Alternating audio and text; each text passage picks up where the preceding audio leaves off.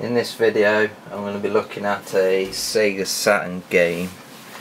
It's available on many formats, originally PC and like PlayStation, also released on like the megadrive, SNES, Game Boy, all sorts of systems. So it's not really a game that you want to play in single player, and the game is Worms. This version was released in 1995, developed by Team 17 and published by Ocean. So it's a classic game, but not really one that you want to play by yourself. But nobody's ever really going to jump at the offer of coming round to play a game of Worms, so I'm just going to bang it in and have a quick look. I have to just sort this out because my Saturn doesn't have a working battery in it, so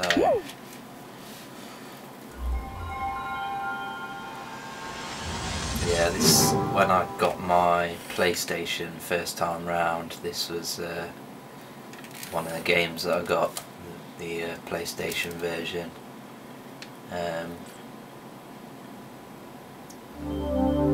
Very popular game at the time. Just seemed to come with everything, but it's not really. I don't really find it enjoyable anymore, especially in single player.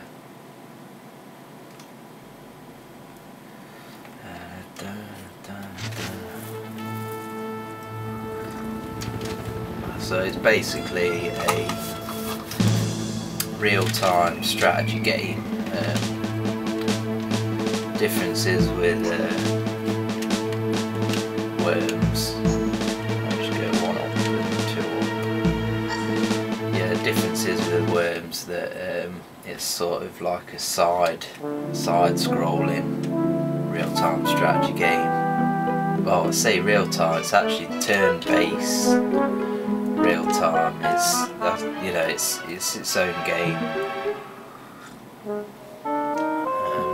Every level started out with a little cutscene. Levels were like randomly generated, I believe. And they had, random names and stuff. I may be wrong, but you can see it says generated landscape 84401. So, right, so you can move around left, right, and then up and down moves your weapon cursor. Oops, C, so C shoots, so I just wasted that turn. There's also things like mines scattered throughout the level. So I'm actually playing as both teams here. So if I shoot that guy there, oops. You have to, also you got, I forgot about that, you've got wind, and you've also got like a power bar for your weapon. So hopefully if I give it full power, there you see, shot him. Also shot myself.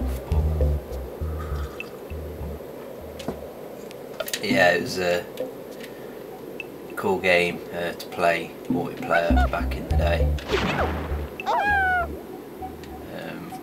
Probably more impressive on the SNES and Mega Drive and them sort of consoles. It's not really a game that needs to be on a 32-bit console. So you got your different sort of weapons. Go with a airstrike here. So I can't remember what team I am. Both teams. Yeah, so you got things like airstrikes, got these annoying voices that they talk in, and so was it B? Yeah, it was B. Then you got things like some random stuff. You can teleport, bazooka, homing missile, grenade. Let's try a grenade. Ooh, pretty good shot. So that's how you use a grenade effectively. You could also use the landscape to your advantage. As you notice, when you use weapons, it puts a hole in the ground. So, not sure what happened there. Yeah, basically what you can do is use your weapons to remove the ground from underneath your opponents. Then that way they'll just sort of fall into the abyss. That horrible green looking water stuff.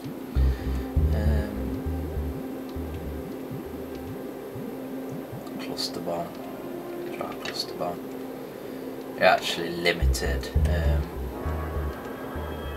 I've got one airstrike. Yeah, stuff like the cluster bombs, you're actually limited as to how many times you can use it. Every so often a weapons crate it will be dropped with a parachute, and you can pick up new weapons or some extra ammo or whatnot. There's also some crazy stuff on this, like I think there's something to do with a sheep and a banana bomb or something like that. Well, I think you had an exploding sheep that you could just set to like run at people. Let's go with the shotgun, try and shoot our way out. Oh, and I've killed myself. When you die, it comes up with a little headstone.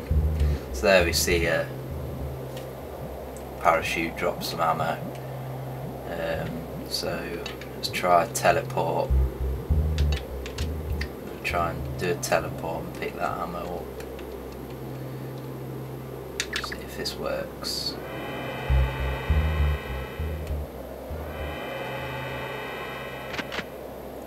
So yeah, you get your ammo, but then you've lost your chance to inflict some damage, and also put yourself in a compromising position. And I've just killed him. Not to worry though, there's my man here. Now there's a banana bomb. Let's see what we can do with this.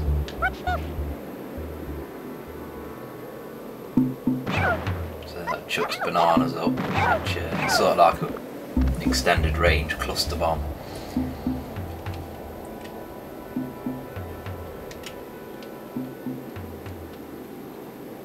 Little replay of that. I think that's might be the end of the game.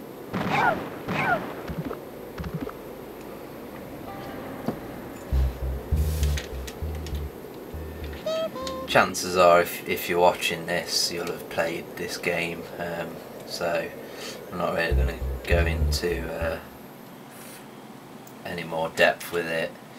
There's, I think you can go up to 4-player. I remember on the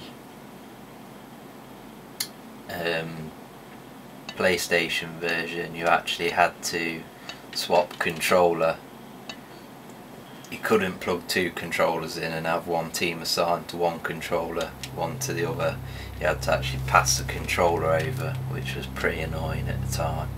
Because obviously the game was designed for the PC, and you can't, when you're playing with a keyboard and mouse, you know, you can't plug 2 keyboards and 2 mice into a computer, so it was pretty much a direct port.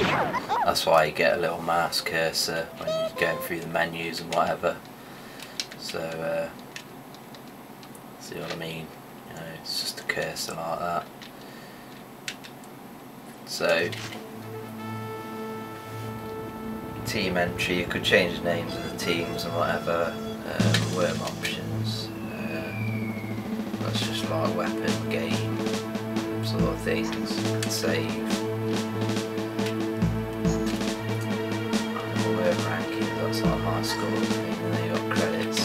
So yeah, that's worms. You'll be able to pick this one up very cheaply on a wide variety of systems. Check it out if you want, but unless you've got someone that will come round and play 2-player with you, won't get pissed off of having to use the same controller and pick it up. But if you're looking for a single player game, definitely you don't want to play Worms on your own.